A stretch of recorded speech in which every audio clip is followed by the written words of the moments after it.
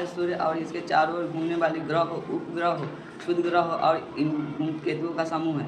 इसमें 8 ग्रह शामिल है जो अपनी कक्षाओं पर सूर्य का चक्कर लगाते हैं। और यह ब्रह्मांड के रहस्य को समझने का एक महत्वपूर्ण क्षेत्र है। आइए हम अपने परिवार से मिलाते हैं। सूर्य हमारे सौरमंडल का केंद्र और ऊर्जा का सबसे बड़ा स्रोत है। यह एक गर्म आग का गोला है। हाइड्रोजन और हीलियम गैस से ऊर्जा बनती है। इसकी रोशनी और गर्मी से पृथ्वी पर दिन होता है और जीवन संभव है। आइए मैं अपने सौर परिवार के पहला ग्रह से मिलाता हूँ। बुध ग्रह सौरमंडल का सबसे नज़दीकी ग्रह है जो सूर्य से लगभग 58 मिलियन किलोमीटर स्थित है। यह ग्रह बहुत गर्म और ठंडा होता है क्योंकि इसका वातावरण पतला है। सतह पर गहरे गड्ढे और बहुत ही गर्मी पाई जाती है। शुक्र ग्रह सौरमंडल का दूसरा ग्रह है जो आकार में पृथ्वी के जैसे है। इसमें वातावरण घना और गर्म है जिसमें जहरीले बादल होते हैं।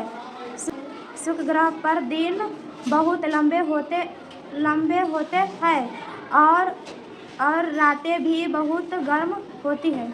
पृथ्वी सौरमंडल का तीसरा ग्रह है जहाँ जीवन मौजूद है।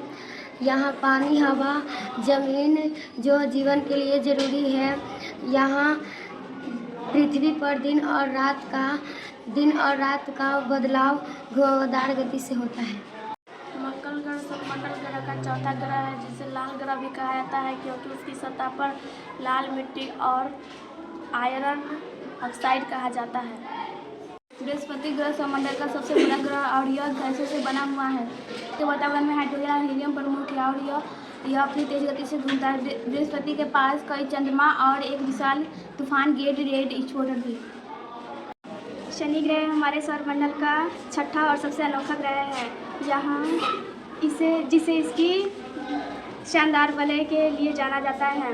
ये वलय बर्फ, धूल और छोटे चट्टानों से बनी होती है। शनि एक गैसीय ग्रह है से अधिक चंद्रमा है जिसमें टाइटन को सबसे बड़ा और जीवन की संभावनाओं के लिए खास माना जाता है। यूरेनस ग्रह सौरमंडल का 7वां ग्रह है जो नीले रंग का दिखाई देता है क्योंकि उसके वातावरण में मीथेन गैस पाई जाती है। यह ग्रह दूरी पर लगभग झुका हुआ घूमता है जिसके इसके मौसम में अजीब होते हैं। यूरेनस का तापमान बहुत ठंडा है और यहाँ तेज हवाएं चलती है। नेपच्यून गैस सौरमंडल का 8वां ग्रह है जो बहुत ठंडा और अंधेरे में स्थित है। इसका वातावरण गैसों से भरा हुआ है जिसमें मीथेन प्रमुख है। नेपच्यून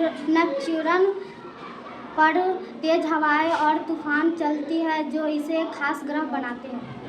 चंद्रमा पृथ्वी का एकमात्र प्राकृतिक उपग्रह है जो पृथ्वी के चारों ओर चक्र लगता है। यह अपनी रोशनी सूर्य की किरणों से प्राप्त करता है। आइए हम चंद्रमा के चरणों और चंद्र ग्रहण के बारे में जानते हैं। चंद्रमा के अलग अलग चरण उसके आकार और रोशनी के आधार पर होते हैं।